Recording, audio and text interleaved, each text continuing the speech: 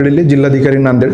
आपल्याला सगळ्यांना माहिती आहे की गुरु तेग बहादूर साहेब यांच्या 350व्या शहादत निमित्त नांदेडमध्ये 24 आणि 25 जानेवारीला अतिशय ऐतिहासिक भव्यदिव्य कार्यक्रम पार पडतोय।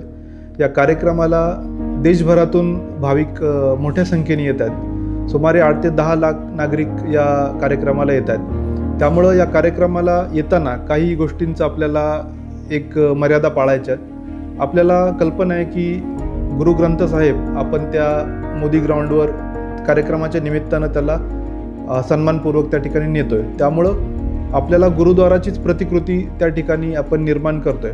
त्यामुळं त्या ठिकाणी आपण जेव्हा प्रवेश करू त्यावेळेस त्या सगळ्या मर्यादांचं आपल्याला भान ठेवायचं आहे। एक तर आपल्याला आपले केस झाकायचे म्हणजे स्वरूप आपल्याला परिधान करायचं आहे। दुसरी गोष्ट आपल्याला चप्पल बूट आपल्याला जुताघरमध्ये काढूनच आपल्याला आत जायचं आहे। त्या ठिकाणी आपल्याला शांतता पाळायची आणि सर्वात महत्त्वाचं म्हणजे कुठलाही नशा आपल्याला करायची नाही किंवा तशा पदार्थही जवळ बाळगायचे नाही। आपण सर्वांनी या गोष्टीचं आपण मर्यादा पालन करूया। दुसरी गोष्ट, इतक्या मोठ्या संख्येने जेव्हा नागरिक येतील तेव्हा ट्रॅफिकचे काही प्रश्न उद्भवू शकतात। त्यामुळं आपण जवळजवळ 100 एकरपेक्षा जास्त पार्किंग लॉट आयडेंटिफाय केले, त्या ठिकाणीच आपण पार्किंग करावी। वाहतुकीच्या नियमांचं काटेकोरपणे पालन करावं जेणेकरून यामध्ये कुठल्याही कनेक्टिव्हिटीचा इश्यू येणार नाही।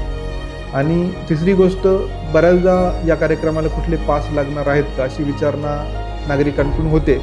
तर मला हे स्पष्ट करायचं की हा कार्यक्रम एक सांस्कृतिक धार्मिक कार्यक्रम आहे। आपल्या धर्माचं जी लिगसी आहे किंवा आपल्या धर्माधर्मामधली सहिष्णुता, सामाजिक ऐक्य, एकोपा या कार्यक्रमाला जपण्याचा संदेश याच्या माध्यमातून आपण देतोय। त्यामुळे हा कार्यक्रम सर्वांसाठी खुला आहे, कुठलाही याला आडकाठी अडथळा नाही आहे। त्यामुळं आपण मुक्तपणे या कार्यक्रमाला हजेरी लावू शकता।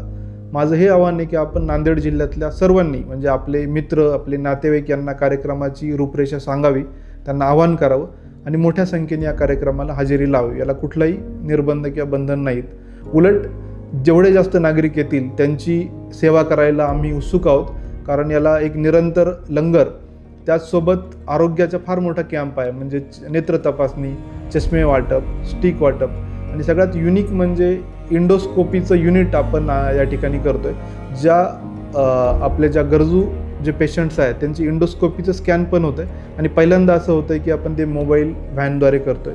कर्करोगाची तपासणी या ठिकाणी करतोय आणि नॉन कम्युनिकेबल डिसीजचं स्क्रीनिंग पण आपण करतोय। तर हे फक्त धार्मिक सांस्कृतिक कार्यक्रम नसून यात आरोग्याचाही फार मोठा कॅम्प या ठिकाणी लागणार आहे, लंगर सेवा निरंतर मिळणार आहे। त्यामुळे मोठ्या संख्येने आपण या कार्यक्रमाचा लाभ घ्यावा असं मी आवाहन करतो। धन्यवाद।